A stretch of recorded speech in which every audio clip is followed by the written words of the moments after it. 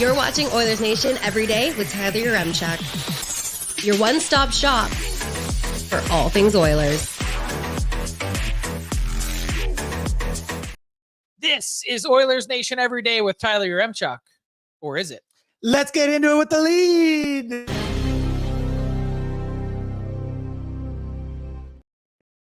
Tyler and Liam, well, they might not be here in the flesh, but there you see him, the saddest faces alive. Take a look at Liam as he looks like a broken shell of a human being. Frank. Sad oily boys. Those are some sad oily boys. Those might be some stinky oily boys, the way I'm looking at them right there. They might literally be oily. Yeah. I mean, look, I think these tweets have been unbelievable today. Like the last 24 hours, like everyone in Oilers Nation just playing the world's tiniest violin for these guys stuck in an airport. Frank, you're the man. You've been traveling for what, 5 straight weeks now? Yeah, I've been doing this a long time. I mean, just like going back 15 years now. Like this stuff happens. Like, hey, we got you. We got your back.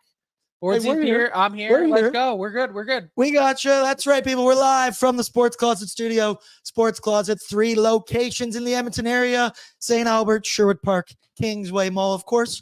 And we're in the Sports Closet studio, and I'm joined by the big man. Literally. Pulling the trade here. I saw somebody in here earlier. They said the trade is 2 for 2. So you got to like that. Mm-hmm. I think the studio wins that side of the deal. But Frank, thank you for joining me. It's also a Sherwood Ford Giant game day today, people. Game 3 back on home ice for the Edmonton Oilers. And Frank, shout out Sherwood Ford. I got to return your Mustang back to Sherwood Ford the Giant. And did you know? I got a speeding ticket. You sure did, brother. Yeah. I went down there and the guy comes up to me and he goes, "So do you want to pay this or does Frank want to pay this?" You're like, yeah, I guess that's just going to go on Frank's card that he left here. Yeah, that's what he said too. He's like, "Well, I got his credit card right here." I said, "Cool, give me the numbers." Yeah. I'll take that one. But Frank, thank you for joining us. You were in the building, live in the flesh. Game 2 down in Dallas. Temperature change, a little bit cooler here? So I wasn't in Dallas. I missed games 1 and 2. Sweet. I did all of Canucks Nashville round 1, all of Oilers Canucks round 2. I had to go home. I was like teetering on the edge of like no longer being husband, father. So I had to get home for a couple of days. All is well. We're back in the YEG for game 3. Haven't missed an Oilers home game in a little bit. So yeah, always good to be here. And I can't wait to see what the vibes are going to be like, because look, this is a team that for weeks people had been saying in the Pacific Division, whoever wins that matchup between the Canucks and Oilers, yeah, they don't stand a chance against the Dallas Stars. Guess what? I bet you the Dallas Stars were very surprised at how well the Edmonton Oilers defended the first 2 games in Dallas. Absolutely, man. We said coming into it, you give me the option of a 1-1 split out there in Dallas against the best team in the West all season. Buddy, I'm taking that 10 times out of 10. Stuart Skinner appears to be back a little bit. We'll get into that in just a minute right now. But, dude, you got to like where the Edmonton Oilers have been. The last time I saw you, you mentioned how an illness had been going through that dressing room. We saw guys banged up, guys sick. Your goaltender loses his game. That was prior to game 6 against the Canucks. I am in an awesome dream spot where we are right now, 1-1. Well, I think the tough part about the dream spot is that it probably could have been better, right? You go 1-1 into the third period. You have a chance to put a skate to the Dallas Stars' throat because they already survived losing the first 2 games of a series on home ice to the Vegas Golden Knights. And yeah, they are the best road team in the NHL this season, and they put a hurting on the Colorado Avalanche at Mile High. However, the fact that you played a really good game, and by the way, you mentioned Skinner, maybe I would actually say that if you go back and rewatch game 2 and you watch the odd man rushes and you watch just some of the sequences that Dallas had, especially in that first period, I would venture to say that that game was better than game 4 against the Kings. Fair? Yeah. It wouldn't have gotten as much love in real time, but I think that was Stuart Skinner's best performance of the playoffs. He looked pretty damn good. And I'd made the joke to you before the show that, you know how I know when Stuart Skinner's back? When he allows the first shot against and then he locks it down. But once again, the Oilers, dude, and it's a cliche, right? You have to give a 60-minute effort. But I've said to you, I feel like it's been way too consistent for the Oilers to not give 60-minute performances. During the regular season, the third period was that's the time where we'd come back and you always believed in the team.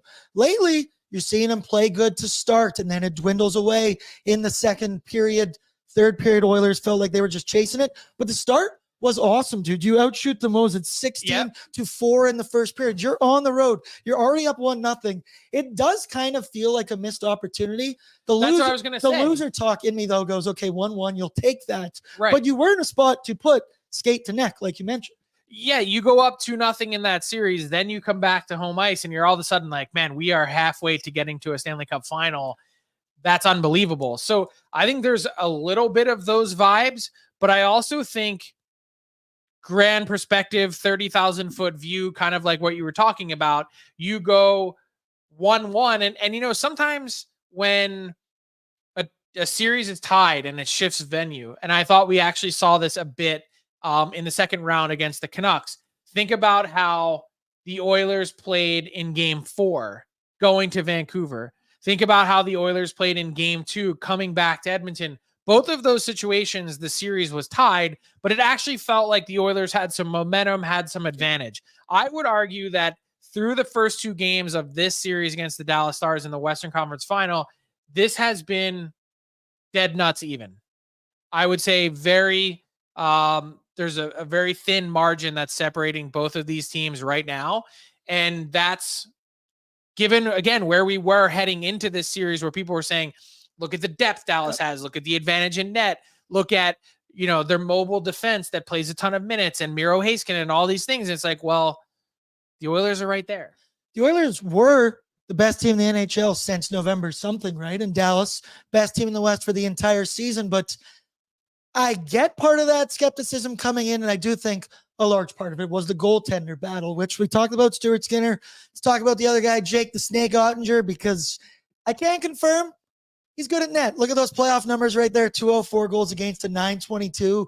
He is definitely a step above from Cam Talbot and David Rittich and one Archer Sheloffs. It's the battle of the 25-year-old goalies. But right now, Stuart Skinner, he's holding his own in there, but Jake Ottinger, he was dialed in game 2. He was, and he's been really good all playoffs long, and he definitely has the clear pedigree advantage over Stuart Skinner. There's no question about that.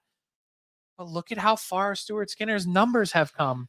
He was at 881 not too long ago. We're inching closer to 900. He's at 9, baby. I'll see you at 9. Look, 900 would be, if he could get to that point by the start of the Stanley Cup final, if the Oilers are in it, that would be a big reason why, because he would need to string together some significant performances. A 793 save percentage through the first 3 games of round 2. This is a guy that's trending in the right direction that I thought when he made that sort of very confident declaration. I was standing 3 feet from him in the Oilers locker room after game 7, and he goes, I've proven that I can do this. And I was like, what? Like, the Canucks had 2 shots through the first period of game 7. They had 12 after the second period. And then the team fell apart a bit in the third. Where exactly is this confidence coming from?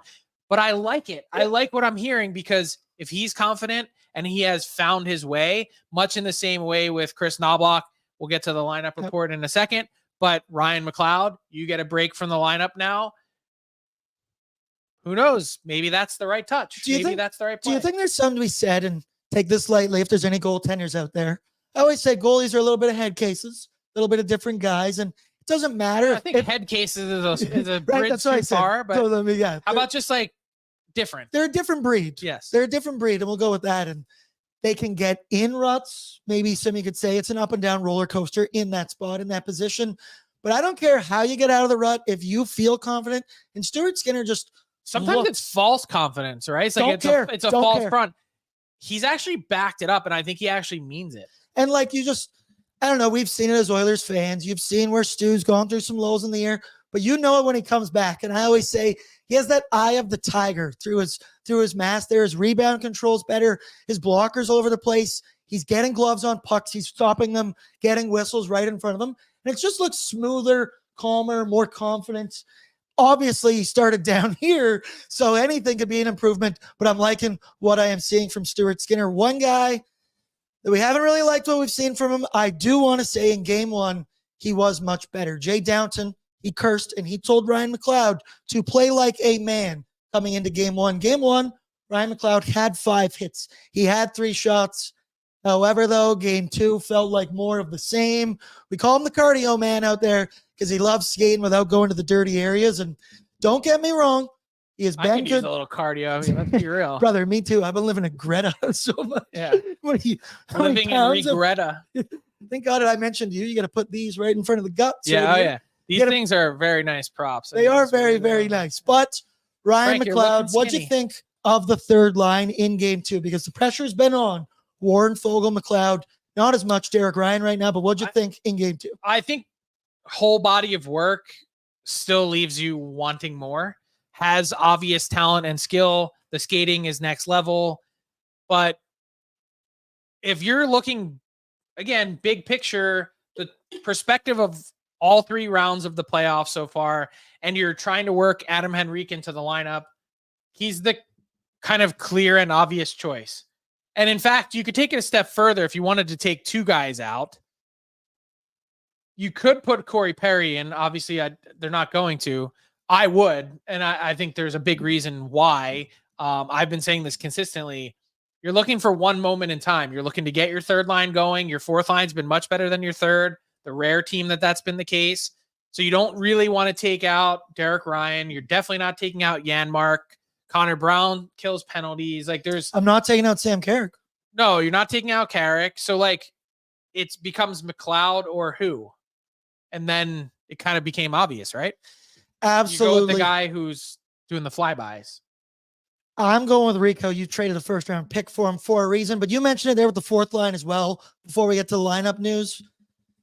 There was fourth line. Oh, Fogle was the other option. Yeah. You could have gone, it was Fogle or McLeod. And to me, to this It's point, McLeod. yeah, to this point, even though he does have a brainless turnover now and again, I think Fogle still has done more with the puck in these playoffs than McLeod has. I also think he's more physical. He's harder on the forecheck. He can at least have that. And you've seen it in spurts more consistently than Ryan McLeod. Also, career year. 4-1 for Warren Fogle. Dacky in here has a question for you. Fogle out for Perry. Would you do that? Would you change both of them out? Swap I up that whole personally third line? would. I know Corey Perry hasn't given you much these playoffs to this point. But again, we're talking about one goal, one moment in time, not a 50-game sample size, not an 82-game season, not even games 4, 5, 6, and 7 yet. We're talking about one player who's 39 or 40 years old and one game. I'm going with the guy who's scored 50, who's won a Hart Trophy, who's won a Stanley Cup, who's been in 4 different Stanley Cup finals. That's the player that I want in my lineup, but you also signed him. So like, this is exactly why you brought him here. You didn't bring him in. You knew he had over 200 career playoff games in there. And I guess one note you could think too, and Nobby has kind of shown the willingness to do it, to sit a guy for a game, reset, regroup. If you were Warren Fogle, if you are Ryan McLeod, reset from the press box. It worked for Stuart Skinner. Well, that's what I was going to Absolutely. say. He's got the touch. So you take Skinner out. That was the way more difficult decision. Trailing in a series, pressure-packed environment, going with a guy who's never started in a playoff game. At least if you throw Perry in for Fogle, in the worst case scenario, it's not going to change your game or your season. Yeah. But if it was Pickard and Pickard comes in and bleeps the bed, well, then we're talking about trailing 3-1 against a Canucks team that's pretty opportunistic. This is small potatoes compared to that. And once again, bringing in Corey Perry over a Fogle is, I think, a much more justified decision maybe than switching up your goaltender in a moment like that. You also know Fogel's not coming back next year. Yeah. Maybe that's one, and maybe that's some of the writing on the wall for McLeod too, in terms of a guy needing a new contract. But yeah, I mean, I would say at least that makes it a little bit easier when you're thinking big picture. Okay, now that I have you here, because I never get to just ask Frank Seravalli questions off the top of my head, what do you think Warren Fogle makes next season? What's his cap hit going to be? 3-5? I don't want him. I don't Too think much, you can too afford much, him. too much. I mean, Even if you were able to send someone, no, that's not going to work. But the point I want to make here is we're talking about swapping guys in and out of the lineup.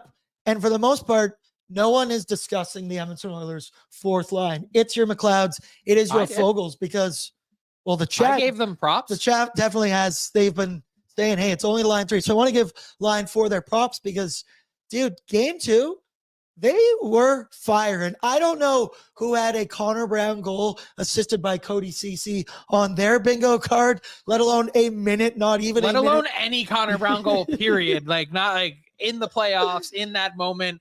And then, like, there was an opportunity that he had in the third alone. And it was like, wait, Connor Brown might score both the goals. Was that the shot off the rush? Yes. On the right side? Yeah. And I've said it all season. I thought Connor Brown has the slowest shot release I've ever seen.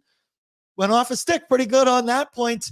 And at least the thing with Cody Ceci, he has a brutal pinch on that first goal by Jamie Benn. Boom, creates a 2-on-1. Brett Kulak has to defend the 2-on-1. Minutes later, Cody Ceci comes flying up the ice. Did not have that one coming. But what have you thought of the Oilers' fourth line? They're bringing the energy. Sam Carrick is a ball of energy out there. Matthias Janmark is the most consistent $1 million fourth line player you can get. And Connor Brown. He's also played for this Stars team, played against this Stars team. That's a really underrated depth piece that has been really good in the playoffs for Edmonton. Sneaky good, but overall that really quiet start to the playoffs, but Janmark's been excellent the last 10 days. He's sneaky. In game 2, he had an opportunity. He does a wraparound behind the net, does it, gets the puck back, immediately goes, all right, I'll go back behind. Sam Carrick's in front, shovels it in front. That's a fourth line. That's an energy shift, and that's what they provide. They're not getting scored on a lot. Sure, they only have a couple 5v5 goals, but I'm loving what I'm seeing from fourth line. They've done exactly what you asked them to do, which is when you need your stars to get a rest, your only job is don't get caved in. Yep. And if you can actually begin to turn the tide the other direction against the Dallas Stars, it's bonus time. And they've done that, and they've been consistent, and they've been energetic. They've been a lot of the things that you're looking for. Those are the types of lines. Those are the types of teams with that kind of depth that begins firing that go to Stanley Cup finals. It's true. You need those guys to get you through the playoffs. You can't do it without them. Yeah. You can't do it just as a 2-line team. And it's a little bit funny to me that right now, with the way the first 2 weeks, maybe first 2 series went for the Oilers, you weren't getting 5v5 scoring. Right now, I'd argue your top guys are doing it. You're getting depth scoring. Your PK. Holy shit, Frank. The Edmonton Oilers PK. Where is this coming from? They look incredible out there. I was going to say, I think they've killed 20 in a row, maybe 20 plus, as you mentioned right there. No team in the series has a power play goal. Kind of weird. So special teams has been an interesting thing in this series because the Oilers, we know, power play merchants, whatever you want to call, they've only had 3 power play opportunities. And I keep saying to everybody in my shows, get used to it because this Dallas Stars team is a veteran-led squad. Sure, they have some young guys in Stankoven, Wyatt Johnson, Thomas Harley, those guys, sure. But they do not take a lot of minor penalties. They don't Pete take DeBoer, is that infractions. Hey. Why did that become such a big thing, by the way? I don't know. Why did that become like this big talking point where it was like subtle messages that was Pete DeBoer really trying to send those messages, or did the series supervisor and the referees fall into the trap? I don't know. I don't buy any of it. I also don't buy the idea that Dallas played an entirely perfect infraction-free game 1. They had 1 penalty and it was too many men on the ice. Yeah. You mean to tell me you went an entire 60-minute playoff game and didn't commit 1 foul? Frank's saying it, not me. Frank's saying it, not me. I think it's unlikely. Okay. And you could probably find a few things to pick at. That said, if the Oilers only go 1.5 power play opportunities per game the rest of the way, that's going to be really problematic for their chances to win the series. Mm-hmm. And you got maybe some hometown crowd. Maybe they'll get some love. Maybe they'll get in the refs' ears. Fans, if you're going to be out there tonight, let me know in the chat. Can you pull in that one stoffer for Premier? This one? Yeah. It was double OT, but if it were up to me, whistles wouldn't exist in OT. It would be absolute prison rules. And if you have to damn near maim someone in order for there to be a penalty. And McDavid actually almost did maim someone So that was a Absolutely. worthy penalty. And I Frank, don't care what anyone says. Are you a guy like me? Because I've said, I don't know, with the playoffs here, especially in the Western Conference Final, I'm a guy, I'm a little bit older school, I guess, in that sense. I need my penalties to be egregious. If they're going to be called in the Western Conference Final, these teams are so good and they're so top heavy with skill that if you do give a power play to someone, it can factor in the series. I don't know. I tend to just lean to let them duke it out, prison rules style, 5v5 out there. What about you? Hit that Ryan S one. Thanks, buddy. Appreciate that. I don't even know what to say to that. He had to change out of his orange jumpsuit right before the show. Yeah, right. Just change this to orange and I'll be set for the game tonight. Absolutely. All right, let's get into it now with the lineup report brought to you by Wendy's, because frozen pucks are awesome when they're in the back of the other guy's net, but that doesn't mean you'd want to eat one. That's why Wendy's only ever uses fresh Canadian beef that's never seen the inside of a freezer in all their burgers. Whether you order a Baconator, Dave Single, or even a JBC, you'll only ever find real fresh beef that's real juicy and loaded with fresh toppings. Download the Wendy's app, check out the latest, and order a burger that's only job is being delicious. Frank, favorite menu item from Wendy's? Go. Spicy chicken. Ooh. As much as I love the fresh Canadian beef, I love the spicy chicken sandwich. JBC. Okay. Junior Bacon Cheeseburger. I can eat 100 of those. There's no better bang for your buck. Wait, literally. On like a value menu, whatever you want, than Wendy's. They do it best. All right, people, let's get into it because we know the big news. Brett, pull it up for me. Check out that 3C roll as Adam Henrique is expected to join the lineup tonight. Ryan McLeod out. Rico is in. Rico is now sat, 7 or 8 games in a row, I want to say. Something like that with a high ankle sprain. We saw him for 1 game during the Vancouver series. Came back in, tried to test it out. Basically 6 games, I think. 6 games in a row. So Did now he play game 3, round 2? Yeah, he played 1, and then he came out very quickly. Yeah. But he played. So we see it there in the lineup. I think this just makes way too much sense. You have to do it. Like a lot of the decisions so far for Nobby, I think his hand has been forced. I've mentioned Ryan McLeod 5v5. Sure, he's been good defensively, not getting scored on a ton. Forgive my language. It should have got off the pot time. Eventually here, what are we? 5, 7, 2. We're 14 games into this. Still doesn't have a single point. I mentioned game 1. He had a little bit more piss and vinegar in him, but game 2 fell right back into the old patterns. This decision, Frank, you agree? Forced Nobby's hand. He had to make it. Yeah, I think this makes a lot of sense. Look, he wanted to try and give Adam Henrique as much rest as possible. High ankle sprains are tricky, right? And, they aren't always on a linear timeline in terms of when you can make your way back. And he tried real hard to come back and play last round. It was too early. And now probably even made it a little bit worse, because if you think about what a high ankle sprain is, it's just you're tearing the fibers, and the more you play, the more it's going to hurt. He's been skating, hasn't been doing all the typical, sort of pregame work until now. So he's back, but here's the other flip side is pretty strong suspicion that Rupe Hintz is back tonight for the Dallas Stars, which allows them to go with 2 first lines, which is really impressive. You have Hintz back at center. You go Sagan back on the wing, and all of a sudden, this looks like a different Dallas Stars team overnight. Frank just mentioned it. Rupe Hintz, he has not played a game so far this series. He's a game time decision, but I would suspect, and I've always thought that both these players are on the same timeline, which is Chris Knobloch said before the series started, game 3 or sooner. We see Adam Henrique game 3. So Hintz not confirmed. Henrique is confirmed. Henrique in, McLeod out. We've talked about it a lot. The lack of Rupe Hintz, missing him in the lineup, and the domino effect that it creates. Brett, can you pull up the Dallas lineup? We probably have it in there. So this is without Rupe Hintz in it. This is what their game 2 lineup was. And it's that domino effect because Matt Duchene, right, was centering a line between Marchman and Sagan. Which is a really nice option to have. Which was pretty good. And you bump him down one, you slide Sagan to the right, and you go Hintz and then Johnston. And it's all of a sudden a bit of a different look from Dallas. And I always say, if you want to build your team for the Stanley Cup, you build it down the middle. Shout out my boy, Sam Steele. I've known Sam since I was a little kid. Went to elementary school together. Shout out him and the family. But you build it down the middle.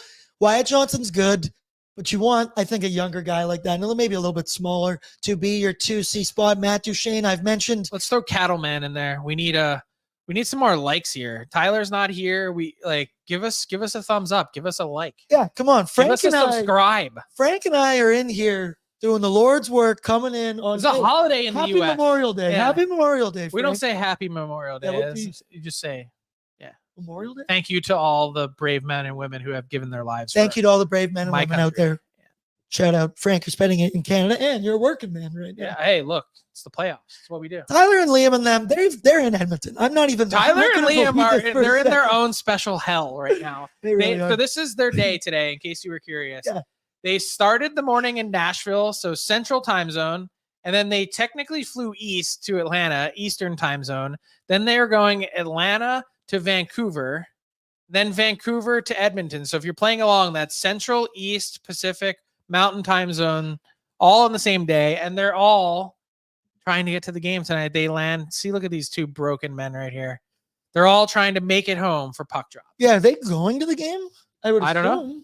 I would assume Ty's always going. Jay's probably going. But after a day of travel like that on a Monday, you just want to crawl up in the fetal position and drink 9 beers. I had somebody DM me and they were like, "So Bordsy, are you upset you didn't get to go to Dallas?"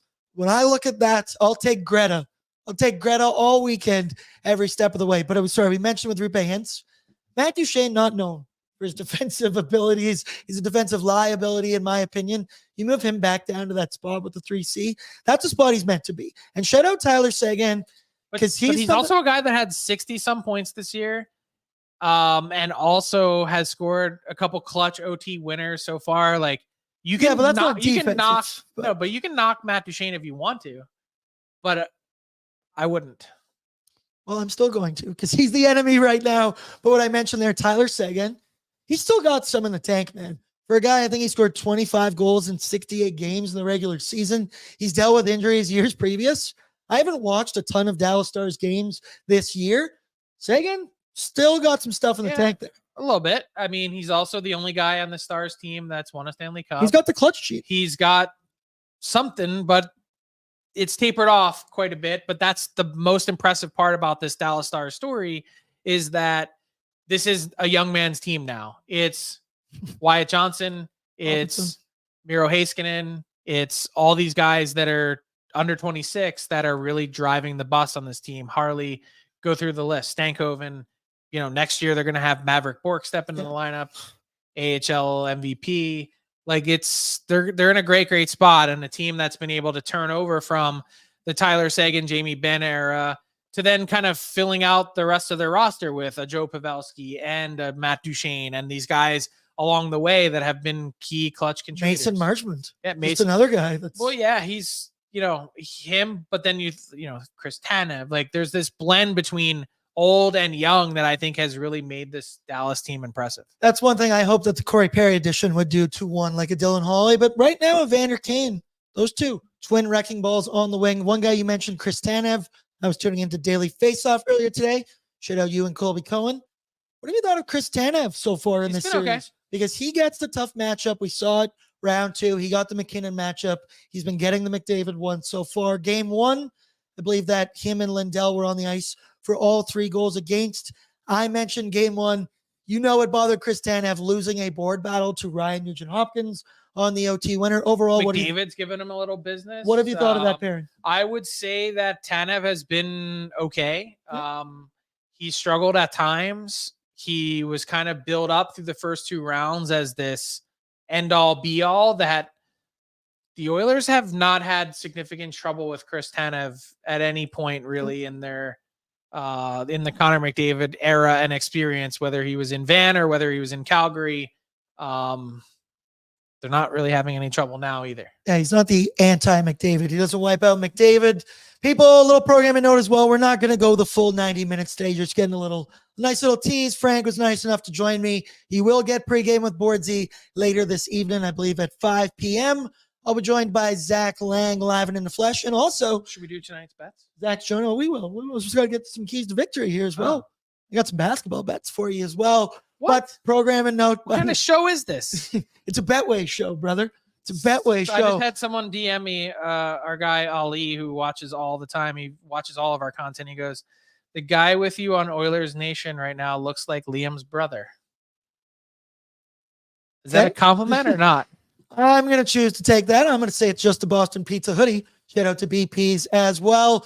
But let's get into them now, Frank. You and I will give them, people in the chat, throw them out. Your keys to victory, courtesy of Sherwood Power Sports Marine, which are now officially open in Sherwood Park. They've got service for all makes and models. Sherwood Power Sports Marine. Bring them all your service troubles. You need an inspection, a test run, some trailer TLC, just a fresh oil change. It's adventure time, and they've got you covered for all makes and models of boats, motorcycles, ATVs, so you'll be ready for the season. Check them out now for all your power sports marine needs. Got any bodies of water out there in Philly? Yeah, I mean, we've got the You have a Jersey boat? Shore. You have a boat? Oh, yeah. I don't have a boat, but I want a boat. Maybe the guys at Sherwood Power Sports and Marine can help Hook me them out. up. You can get speeding Can you- tickets on can I- boats too. Can I trail that boat from Edmonton all the way down to the Buddy, Jersey Shore? the service that they offer at Sherwood Power Sports Marine, this is not legally binding. You can ask them. They might do it. We know. There's also a border there. We'll see. Oh, yeah.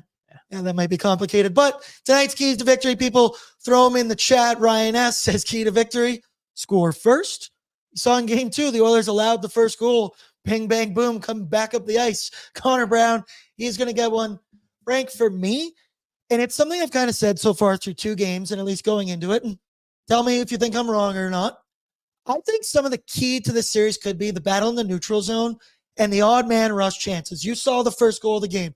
Cody Ceci pinches, boom, Brett Kulak has to defend a 2-on-1. Jamie Benn Too much. snipes on Stuart Skinner. And just both of these teams have such skilled, fast forwards that can do it off the rush. And when I tuned into DFO earlier today, you were talking about the off the rush chances the Dallas Stars got in game 2. So that's my key to victory for me. Lock it down in the neutral zone and don't get beat. You've also kind of talked about, we had John Goyens on, who I absolutely love when he comes on our shows. And he mentioned how the Stars kind of, it's not cherry picking, but they just kind of hang around the blue line, try to sneak in past the defenseman back there. And that's an area in the neutral zone you got to watch. What about you? What's your key to victory? Do it for Ben. Today would be Ben Stelter's 8th birthday. That's a pretty good omen. Yep. There should be some extra juice and motivation for the boys for that. I would just say find a better balance between defending as well as the Oilers have and trying to create a little bit more. Very low scoring games to this point. You've got the 2 best players in the series. You've got the 2 best players on the planet. Find a way to pounce and take advantage of that. I like that one. Somebody in here says, sing La Bomba. Play La Bomba, baby. And all right, Frank, let's talk about it because it was all over the internet on the weekend. The Dallas Stars DJ, what he played La Bomba in the victory after game 2. Well played by him. Look, he didn't know the reference behind it. He learned after the fact. He was just playfully trying to chirp the Oilers, which all is fair. Good troll job. And so he did that and then found out after the fact the connection to the team and then made a donation to the Ben Stelter Fund. So you can't what more can you ask for? Exactly. You can't be upset with the guy. And I agree with you.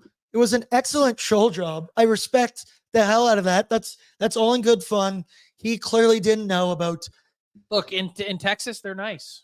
Dude, Tyler and them said that the Dallas Stars fans were way nicer than any LA, Vegas, Vancouver fans. It starts right at the top of that organization. Jim Nill, Hannah Alberta, is the GM is a incredibly classy guy. So I have no. He's from Hannah, Alberta. Yep.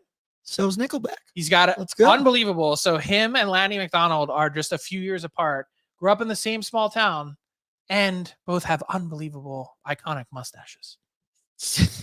Hey, I hope I can get there one day. I don't think I'll ever get to the level. You're just busy over there being Liam's brother. Yeah, that's really digging at me right now. I wish you didn't read that one out loud. What do we got in here, Brett? Feel free to throw up some keys to victory on here if you like any in the chat. Also, shout out Brett Holden's producing behind the scenes today. Everybody had to shift spots, move around. Mondays are busy here. It's a team effort here. It's team effort, Let's baby. go. Go, team, go. Let's see here. Wild that Hannah, Alberta has produced such big stars. It's crazy, isn't it? Damn right. Absolutely.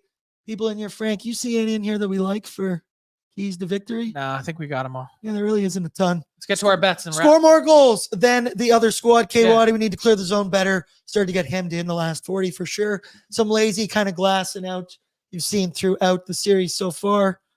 Let's get the puck out and let's get her going. But let's get into our bets for tonight, courtesy of our friends from Betway. Don't bring any NBA stuff around because with Betway, you can get a free bet up to $200. If your first bet loses, you place a bet. No minimum amount is required. And if the bet loses, you will get a refund up to $200. You can then use that money to bet on your favorite sports. How do you do it, you ask? You create a new account. Boom, hit it for me, Brett. You scan the QR code on your screen right now and redeem your bonus. Frank, I'll leave out basketball talk, but to start, Ronald Acuna, did you hear about it? I did. Season's We're not going to talk baseball season's either. over. We're definitely not going to talk Season's Braves. over. All right, what do you got tonight? What do you like for bets? I got 3 plays. One is Evan Bouchard, anytime goal scorer. I looked this morning on Betway. I think I saw him at plus 375. Curious to see how those odds have changed. I have Leon Draisaitl to get a power play point. He was even money, which is like, are you kidding me? Smash that. And I'm going to stay away from the result of the game. By the way, if you play it right, you might be able to get both of those things fulfilled on the same play, which is always nice. Makes life easy. Ooh. But I'm going to say, take a look at the Florida Panthers series odds and Stanley Cup odds, because now that they're down 2-1 to the New York Rangers, I still think they come back and win that series. They've got some decently juicy odds to win the Stanley Cup and win this series. So check those out, those future plays on Betway. Yeah, what are you thinking so far in that Eastern Conference series? New York? That was They weird. kind of the Panthers opened the door and let them back in to take that game, and so they did. And full marks to them, especially for getting the OT winner. But I still like the process from Florida more. Florida, I mean, as an Oilers fan, go Rangers, go. I think our game would be a little bit better with them run and gun style. You want to play that game? We'll do it every step of the way. I can't give you all my bets because tonight you got to tune in to pregame with Bordsy. I just did it for you. For Bordsy's bankroll, I do like tonight. The Boston Celtics are an absolute lock. You got to know that. But Mute him, I don't know how Brett. much I like power play points in this series for the Oilers. There's only been 3 opportunities so far, and I get it. It's Leon, it's Connor, it's Bouch. But I like some of those. You mentioned Bouchard plus 275, anytime goal scorer. I can get down with that. I always like him for a power play point. He's plus currently 375 this morning. Get on there. He's plus 130 for a power play point. So, hey, if you're going to do it, ride with that. Frank, thank you for joining me today Let's go. on What a a day. Memorial Game 3. Day holiday. Where else would you rather be? You're going to be in the building tonight? In the building, conference final. First home game since game 6 last round. It's the dream, baby. Frank, thanks for joining me. Big shout out to Wendy's for the lineup report game recap, courtesy of Sherwood Ford's Giant. Yes, Frank? Big shout out to Tyler, Liam. We were having fun earlier. Bag Milk, Jay. They're all on their way back. Hope they have safe travels. They're in my heart. They're in my heart. Kind of. Again, still playing the world's tiniest violin, but Oh, I It got does to suck I to got be to in go to trouble. Dallas for several days and go to every game. Look, but my anytime you travel. hit 4 time zones in one day, Yeah, and I don't mean crossing over them, I mean actually, standing there, walking around, that's less than ideal. That sucks. It's less than ideal. Tonight, remember, program and no pregame with Bordsy coming right at you 5 p.m. later this evening. Me and Zach Lang. I'll see you then, everybody. Have a good one today and see you for game time, everybody. Peace out. Thank you for watching Oilers Nation every day. Hit the subscribe button to never miss a show. And for more, visit OilersNation.com.